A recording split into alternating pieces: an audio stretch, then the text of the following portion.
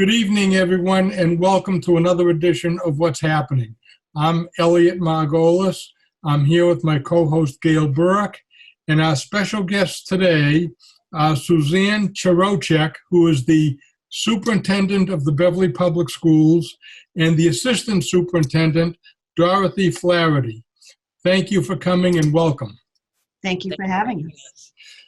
This year has been kind of a strange year for all of us, I think, with COVID and with the education process. And I'm wondering if you could go through the steps of what you have done starting the school year with, say, remote learning or half days or whatever you've done to try and educate our kids as best possible.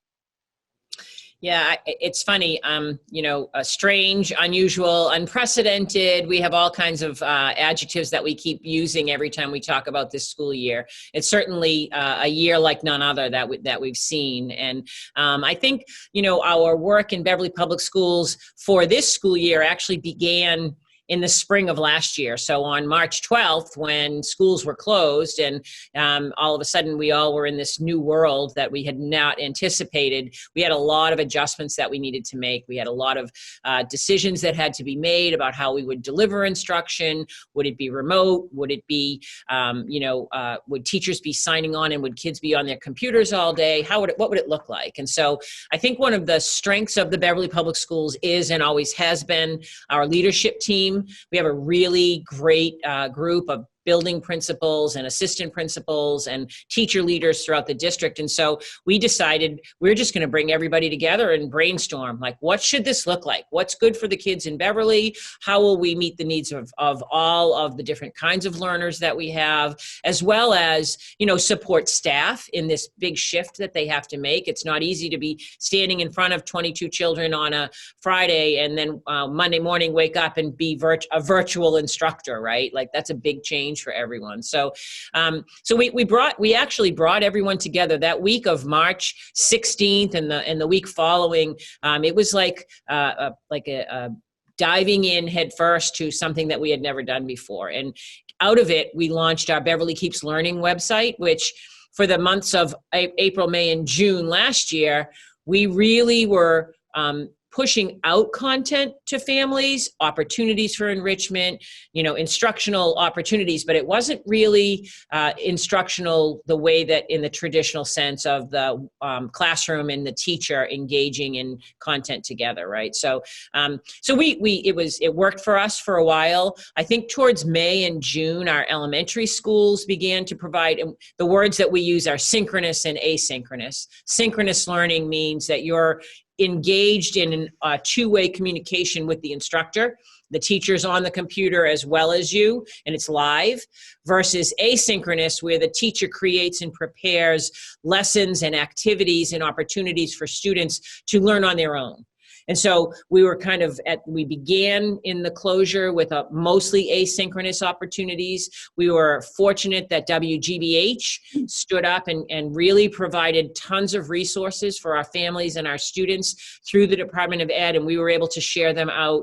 And then at each grade, at each level, elementary, middle, and high school, we began to kind of investigate how can we make this work. And so I would say that the synchronous instruction began probably sometime in May. But what we did in the spring was not what we were going to be able to open our schools with in September. So, we kind of made it through the year doing the best we can, but we used the opportunity for us to learn and to grow and to understand what possibilities there were. I think the key words that we kept throwing out there were flexible and nimble. We all have to be flexible and nimble. We all have to be able to think differently about what we did and what our role was as teachers, as principals, as central office, and figure out ways to kind of reinvent ourselves in this new reality that we were facing. We spent the summer, there's really three phases that I look at it. I look at it as the closure, that's what I call it, the big C, the closure on March 12th when, boom, schools were closed and everybody was locked in their houses. The reopening, which really was an effort that took place over the months of June, July, August, planning for, okay, we don't know what September is going to look like. If you remember back in late May and early June, we didn't know if we were going to be able to come back to school in September. We didn't know what it would look like. So that really, we put our energy in those months into, so what would we need to do? And the Department of Ed was trickling out guidance to us as we go. They would get it from the CDC that would say, okay, one of the things you have to think about is make sure that the students are well distanced within the classroom. Maybe make sure that students know that they need to be wearing masks, that face coverings is going to be an important part of the safety measures. And hand washing and hand sanitizing, which seems like a simple thing, except for when you have a class of 18 to 20 students lined up at the sink to wash their hands at every transition, right? So there was another thing that we had to build in. And so we spent the summer building a reopening plan to safely reopen our schools. So are you open now? That's a great question. So we have different models at different levels. Our preschool is open for all of our students, with some exceptions when we have to go. So we have the way that we did it is we have a plan that we are open, but we'll go remote if we have instances of positive cases that are identified or concerns about any in-school transmission. So at the preschool, they're open. From the beginning, all of our students with special needs, our high vulnerable category students that are in programs, have been attending every day. At our elementary level, students attend every day from 8 to noon, and then we dismiss them and they go home and they have another hour and a half of that asynchronous learning that I talked about. So we have several programs in the elementary schools where students, even if we're in school without a pandemic, they're doing some independent work at times. So the elementary principals got together and sort of bundled those opportunities for the afternoon. So we use a program called Lexia and a program called ST Math. And we met with our expressive arts people, and they were actually probably our most creative during the closure at creating choices and choice boards and activities for students to do a little more independently. So at the elementary level, they're in for 4 hours every day. All students, and that's pretty unique for the area. Most of the districts around us are in more of a what's called a hybrid model, where students come either every other day or every third day. That's more the model that we have at our middle school and our high school. So in our middle school, students are placed in one of two cohorts, and they either attend on Mondays and Thursdays, or they attend on Tuesdays and Fridays, with Wednesday being a day where all students are remote. And at the high school, because of our sheer numbers and the building constraints in terms of fitting students into classrooms by numbers, which really has more to do with the program of studies than the number of students that we have, students are in 3 cohorts, and so they attend every third day. And so a student might attend on a Monday and then a Thursday and then the following Tuesday with their cohort. We've most recently added live streaming to our high school program of studies. So if you are not in school on Monday or Tuesday, those 2 days, your teacher will be live streaming the morning classes out to you. So you have that live ability to be with the teacher for your morning content. And then in the afternoon, we have some remote classes that are follow-ups to the morning, where small group instruction can take place, or review or questions around any independent work that students have. So those are the 3 different models that we have at our different levels. I've seen a few studies that say that remote learning, number one, doesn't really work. So that brings a number of questions. I mean, I know you're trying, and I can also tell you that it would seem to me parents are really learning how important teachers are, because now the parents are the teachers, and that's not an easy job. So that's all understood. But to me, education is extremely important. I don't think, and I'm sure it is to you, I don't think that the kids are getting everything that they need because of COVID, not because of what you're doing, or, Yep. So my question is there any thought to repeating this year's classes for the kids, basically keeping them all back so that they can learn? Great question. Yeah, that's a great question. And you're not the first to kind of have raised some of those ideas and thoughts. I would say that in all of our discussions, we actually have been leaning towards the research that says repeating would probably be a real blow to the social emotional aspect for students, as well as while I 100% agree that remote learning doesn't completely replace the live teaching for all students, we really think that the right way to address the gaps that will happen as a result of the closure and the remote learning opportunities is to kind of make sure that we shift. So it's as teachers and as administrators, it's our responsibility to revisit the progression of skills as we teach it in the classrooms, or providing opportunities to make sure that we're reinforcing skills that may have been lost. But remember, in any situation, there's some learning that takes place. So as teachers and administrators, we've learned so much about how students learn and about what things are effective and about what it means to be engaged and an engaged learner. And in the meantime, Dr. Flaherty has been working with all of the teachers on our curriculum roadmaps, which ensure that at least we're tracking and we know what areas need to be reviewed and revisited. And, Dot, I'll turn it over to you if you have any more to add. Yeah, that was actually the point I was going to bring up, that one of the things that we did back in the summer was we created curriculum roadmaps so that all of our teachers were following the same monthly roadmap, really, that covering the same standards, so that our students that were remote got the same access to standards that our students in school received. And that happened across all three grades, elementary, middle, and high school. And the other thing that we've done is that there's teacher planning time.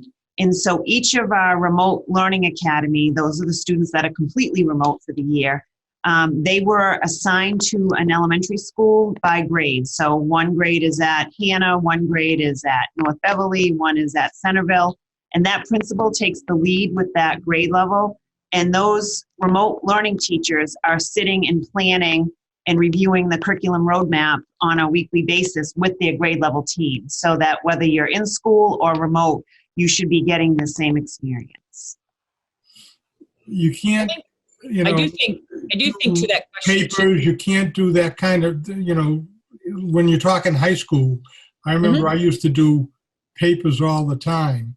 How do you do that now?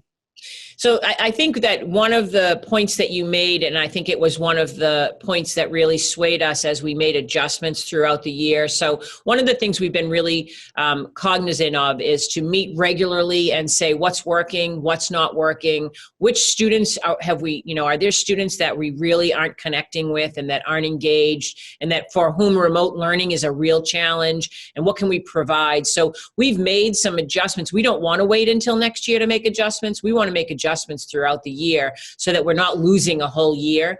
And so a couple of examples. At the middle school, they created learning labs where students who really struggled with that piece of remote learning and independent learning when they weren't in school are invited in, and we have set up opportunities for them to get that extra support. So now, instead of attending 2 days a week, they're attending 4 days a week. And we allowed the data to drive those invitations, right? And so when any students that we saw that were having difficulty, we're working really hard to find a way to make sure that we don't lose this whole year and let a whole year go by before we have to make a correction. And I will say that was a real impetus behind our shift to live streaming at the high school.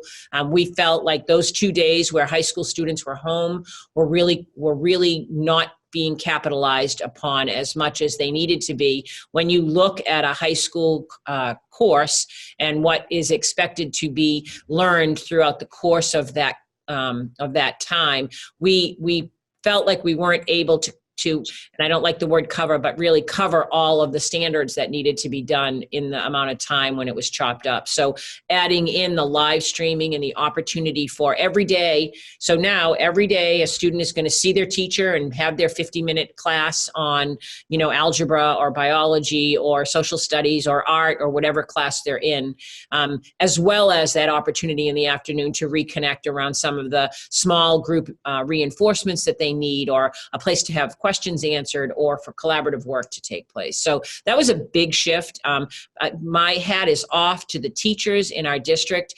You know, I know that many districts around are really struggling with their teaching force, and here in Beverly, we have some of the greatest teachers, and they have been so willing to come to the table and talk about what works.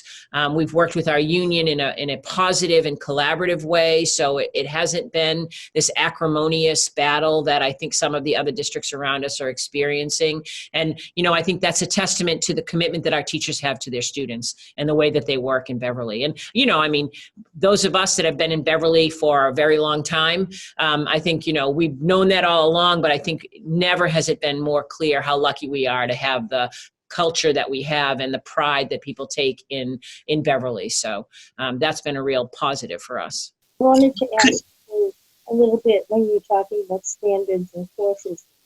Given the times that we live in, which are very historical times, I wanted to ask you how much American history is being taught, and what, I mean, these are certainly times when the students need to know what American history is like. And I know that there's a project called the 1619 Project. Are you using that in your school? So I will defer, and I'm not sure about the 1619 project in general, but the point that you raise around what's being taught in schools is, I mean, I think our society certainly reflects some big changes that are going on, right? We certainly know that over the last 10 months, new perspectives and new ways of thinking about what's happening have emerged. I think the understanding that we need to make sure that our student outcomes at the end of high school are that we have well-educated, well-prepared adults, because we now understand the importance of participation in civic and in government, right? And making sure that we send students out into the world prepared to understand, absorb, reflect, and make decisions about the news in the world. The advent of social media and the influx of information and the availability of it, and the need to understand how to discern information and its validity and its source is really important. We have actually just changed our social studies curriculum this year. Our U.S. history course we did a curriculum review, which we do on a regular basis on all content areas. And ironically, we had just completed our curriculum review for social studies. So we have an entirely new social study text that we're working from, updated and available on our digitally, so that those students that have it remote, it's not that big heavy book to carry around anymore. Dot, I don't know if you know of or want to speak to any particular civics projects and the different changes to the standards that we've addressed. Yes. The reason that I asked about this particular project is because it's become quite controversial in the way that it's taught and in the content of it. And I wondered if you were aware of it, do you use it, or what? It's currently not part of our curriculum. I'll definitely take a look into it and see what it is, but we're not currently using it as part of the standardized curriculum. But there's another one you might want to take a look at too. It's called the 1776 Commission, which really gets into the Constitution, the Declaration of Independence, the founders, which I think many of our students don't know much about. And I don't mean just Beverly, but I mean students across the country are not learning about the founders and what their motives were and how difficult a time they really had putting together the Constitution and the Declaration. So I think it's a worthwhile thing for you to look at, because particularly when it involves slavery, and I know that has been discussed across the board in all media, and exactly what happened and why and so forth. Well, we're not using those particular projects. We are, as Dr. Charochak had mentioned, our social studies standards were just reviewed, and we purchased some new materials for elementary, middle school, and high school, and they are focused on U.S. history. I was very excited to see that U.S. history is returning to 8th grade, and there is a lot of focus on equity and re-looking at indigenous peoples and slavery and how that is being taught in each of the grade levels. We purchased some new curriculum from Primary Source, which was actually a company that's based here in Massachusetts and was awarded the contract through the Mass Department of Education. And that's at the elementary level and also at middle school. And for high school, they looked at different resources, and they selected a digital format, which worked out well for us this year, going remote and in a hybrid situation. And so U.S. history is definitely a major focus of the history program now, as is civics. And so civics is being integrated through multiple courses, not just history, also in English. They do a lot of current events at the middle school, worked into the regular weekly curriculum. And to graduate now from high school, it is a graduation requirement that you need to complete a civics project, which the high school is going to be working into their history classes. Well, how many years of American history do students need to graduate? I think right now they take a US 1 and a US 2 in high school, but also in the middle school. I'm sorry? Full year courses. Yeah, both are full year courses. So there's US 1 and US 2.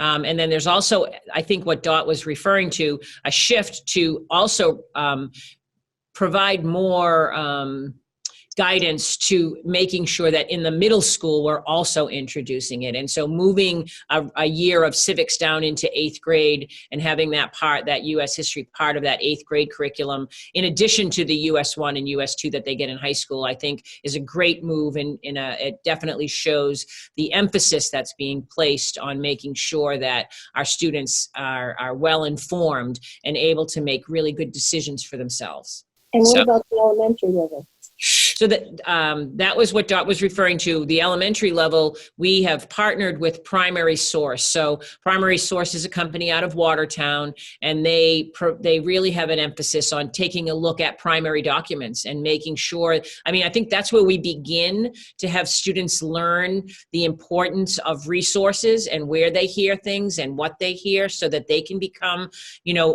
reflective and able to make decisions about whether, that whole term fake news and all of that kind of stuff. We don't want to espouse to one particular thing. We want to say, we want you to be a strong critical thinker, and we want you to be able to analyze and understand what you see and learn, so that you make informed and reliable decisions about your own perspectives on things. And I think that's our focus really, is to develop that in the elementary grades by presenting them with opportunities to read primary source types of things and to understand that there are different perspectives in every history book. It's from someone's perspective. We might say that it's a factual rendition of history, but we all know that there's a perception somewhere underlying it. And so we want to make sure that we present all of the perspectives, so we have informed citizens that can make their own choices. That's a real emphasis for us in Beverly.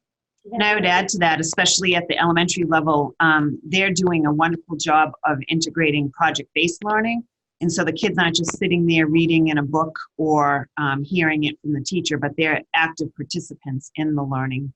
And project-based learning is, they have a project, like if they don't just read about the indigenous people, they would actually say that they're planning a community, and each person takes on a different role within that community, and then they come together and share that information. So they're actively writing, reading, talking about what's happening. They're not just sitting there absorbing the information through a book or from a teacher. I've got a question that I asked prior, a few years ago, off the air, but now we're going on the air with this one. The school year has the Christmas vacation, February vacation, April vacation. We get out of school sometime towards the end of June. But we all know that the month of June gets warm, kids have no interest in school. In some parts of the country, they eliminate February and April vacations and just have a March vacation. That brings a whole week where you can cut out in June, and perhaps the kids will be better educated because they're not wasting time when they really don't care. How do you feel about that? So that's another interesting question, and one that I know is being discussed, in a lot of places. One of the challenges for all of us is that we have a lot of areas that we have to consider. So our workforce, if Beverly were to make a change and the surrounding communities did not make a change, we'd have some real struggles because if you think about often the teaching force, they have students that are enrolled in their own home community and that sort of thing. In terms of the opportunities for learning, I do think that it's something that we talk about a lot, and the ability to sort of have deeper learning. So in some ways that I think might have a positive impact on deeper learning, and that you would have less breaks and transitions in the school year. Again, that's a really big, significant shift and change to a calendar. But I think I would go back to flexible and nimble, right? So I think we always have to think about and consider all of the things and all of the opportunities that it presents and some of the challenges that it presents at the same time. And then I would also say that is definitely something that the community, that's like a big shift, and you definitely would need to take get an understanding of the constituents in the community and what their thoughts are on that. As making a change like that would really require some kind of research into the number of people for whom that would impact and the need that it would create and all of those things. So I hope to always be someone who hears suggestions and takes them all in and looks at all of the opportunities and challenges they present and make an informed decision. Again, also that would be a school committee decision, not necessarily just the superintendent alone. So that would be something that we would require community input, school committee understanding, and I believe personally a consensus across the whole North Shore, because I know my workforce doesn't all live in Beverly, and making a change like that would be a really big change for them. So lots of things to consider, but certainly it's not the first time it's been raised, and I'm sure we'll hear more talk about that as we go forward. I don't know if you know, but we did actually cancel April vacation last year because we were in closure. We had this opportunity to say, well, do we want to have this remote learning go on hold for a week when we're all locked in our houses, or do we want to work straight through and get out of school 5 days or 4 days earlier, because the April vacation is really only 4 days technically. Right. And so we actually decided to do that. Again, unprecedented, unusual, never before known circumstances that led to that decision. But I think it kind of aligns a little bit with, always thinking, and now we have the question about snow days, which is also another thing that pushes the calendar out. And so for this year, the Department of Ed has provided a waiver so that districts can choose to work remotely on the snow days and not add them to the end of their school calendar. And in Beverly, we have decided to do that. So to date, we've had one snow day, and it was a remote day. And so rather than having that tacked on to the end of June, we were able to keep school in session and able to do that. But again, that's the Department of Education that had to provide a waiver in order for us to do that. So there's a lot more to it than just a quick decision that, we're going to just be remote. So that's in keeping with that question. Well, as I mentioned earlier, the show is only a half hour. We've already exceeded the half hour. I appreciate your being on the show. This was very good for us, and I'd like to have you back sometime because there's so many more questions. But thank you very much. And if you need somebody on a committee to help work on changing the schedule, I'm available. Who to call. All right? All right. Thank you. It's great to see you both. Thank you so much. Nice to see you again. All right. Take care. Thank you. Thank you.